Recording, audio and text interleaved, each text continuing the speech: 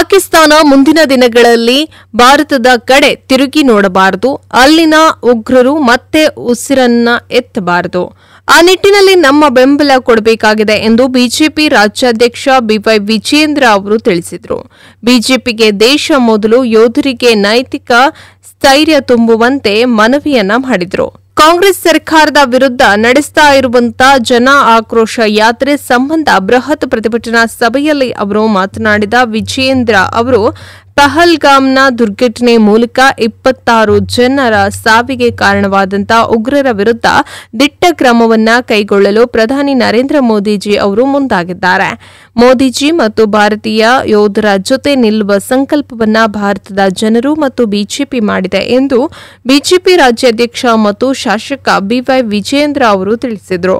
ರಾಜ್ಯದಲ್ಲಿರುವಂತಹ BJP ಕಾರ್ಯಕರ್ತರು ಮತ್ತು ಎಲ್ಲಾ ಜನರು ಇವತ್ತು ಮತ್ತು ನಾಳೆ ನಮ್ಮ ಊರಿನ ದೇವಸ್ಥಾನಕ್ಕೆ ತೆರಳಿ ಭಗವಂತನಲ್ಲಿ ಪ್ರಾರ್ಥನೆಯನ್ನ ಮಾಡಬೇಕು ಎಂದು ಮನವಿಯನ್ನ ಮಾಡಿದರು.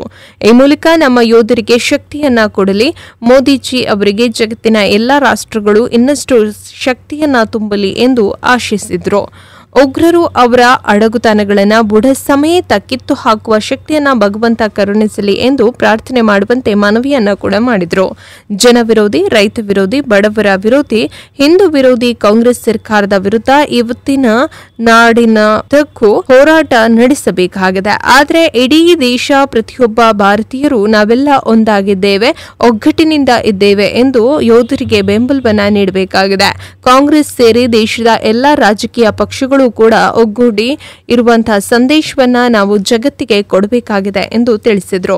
ಬಿಜೆಪಿಯ ಸಂಸ್ಥಾಪಕರಲ್ಲಿ ಒಬ್ಬರಾದಂತಹ ಶ್ಯಾಮ್ ಪ್ರಸಾದ್ ಮುಖರ್ಜಿ ಅವರು ಏಕ್ ದೇಶ ಮೇ ದೋ ನಿಶಾನ್ ದೋ ಪ್ರಧಾನಿ ನಹಿ ಚಲೇಗಾ ಎನ್ನುತ್ತಿದ್ರು.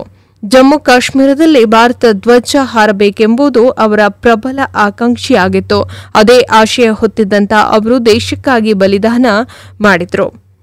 ಇವತ್ತು ನಮ್ಮ ದೇಶದ ಹೆಮ್ಮೆಯ ಪ್ರಧಾನಿ ನರೇಂದ್ರ ಮೋದಿಜಿ ಅವರು ಆ ಶಪಥವನ್ನ ಮಾಡಿದ್ದಾರೆ. ಇಂತಹ ಉಗ್ರರ ಚಟುವಟಿಕೆಗಳಿಗೆ ಅಂತ್ಯ ಹಾಡಲು ಅವರು ಮುಂದಾಗಿದ್ದಾರೆ ಎಂದು ಮೆಚ್ಚುಗೆಯನ್ನ ವ್ಯಕ್ತಪಡಿಸಿದರು.